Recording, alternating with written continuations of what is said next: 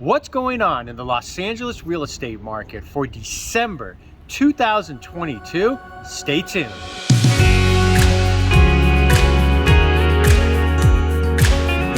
What's going on in the Los Angeles real estate market in December of 2022?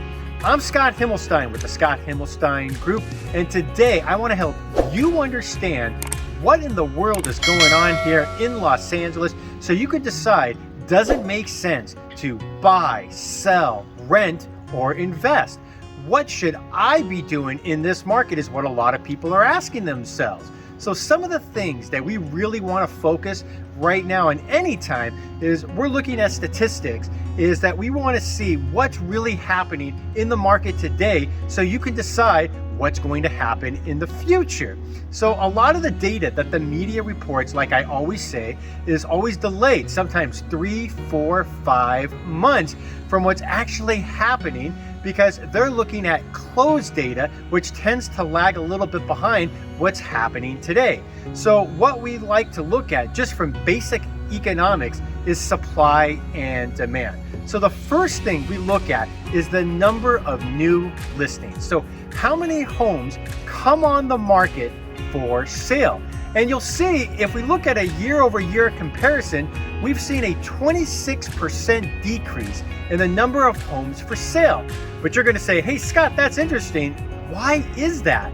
Well, the reason why that a lot of people aren't selling right now is really the biggest reason is the mortgage interest rates. They've risen significantly, and we've seen interest rates that are originally down at 3.25% at the beginning of the year.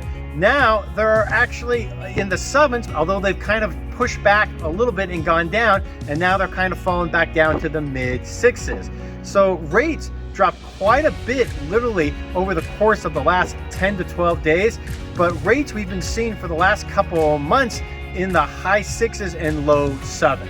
So the problem is that a lot of people are not selling because they don't want to relinquish those low interest rates, especially if you have a sub 4 interest rate. Maybe you refinance or you purchase and walk away from a rate in the 3s or maybe the 2s. And so it just doesn't make a whole lot of sense for them. It's very expensive when you have a massive gap like that. So that's why we've seen a 26% decrease in supply. But then you look at demand, right? So how many homes went pending? And that means how many homes were listed for sale and accepted and offered. They went pending under contract in escrow. Well, a variety of different terms that could be used. And when we look at those numbers year over year, you kind of expect, right? As rates have jumped significantly, you saw that decrease 44%. So both numbers are down. So those of you that were looking at homes 6 months ago, this was a far cry from what you were seeing. Now, when you go look in a neighborhood right now, there's 5 or 6 homes for sale as opposed to just one home that had 5 or 6 offers on it at least. So things have changed quite a bit there. The other thing that I really like to look at, and this is where data can really be telling, is closed sale. So the media reports this number a lot. They look at the number of homes that have actually sold. And then the other number they look at is the median sales price. And these are lagging indicators. So the data is a bit behind, right, by the media. And this is where data can really be manipulated a lot, because the media could say, oh, well, median sales price, it's up 4% from a year ago. Now, that is technically true, right? They're not wrong. But here's what they're not telling you. And let's really investigate this. Let's look at this a little bit more in depth. And if you look at what the monthly numbers are right now, you can really take a look at the median sales price has really peaked out. So we kind of all agree that we're looking at a single family home specifically. Now, we kind of really peaked out in April. Nobody kind of disagrees with that. The median sales price in Los Angeles County right now is just over $900,000. So I think that it's really important to understand. And now also understand that this is talking about what homes closed out about in October as we wait for the November numbers to actually come out. And well, what stuff closed in October? It probably went under contract in August or September. And as I'm shooting this video, this is the most accurate data that right now that we have from any association of realtors. So just understand that what I'm able to report looking at our closed numbers is delayed 2, 3, 4 months when these homes actually went under contract.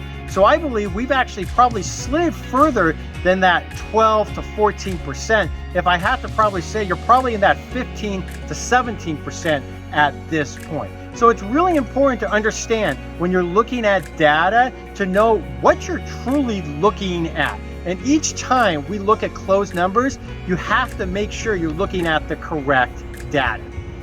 All of those are telling us that we really have some room to go, because that data is showing you that you really need to focus on the amount of inventory you have on the market and how long it takes those homes to sell. So I personally don't think we're done going down just yet. We still got some room to go. That being said, for the first time in a while, we're seeing some light at the end of the tunnel. Now, you've probably heard about this little thing called inflation, which is commonly measured by what is known as the CPI, the Consumer Price Index. And so here's what happens. The report came out at the beginning of November, is for numbers that happened in October. And for the first time, we saw a considerable drop in inflation. And so I want to kind of help you just understand real quick why that is. So these are the last kind of 12 months. And so anyway, the way that this works is that if you look at each month, how much did inflation go up month over month?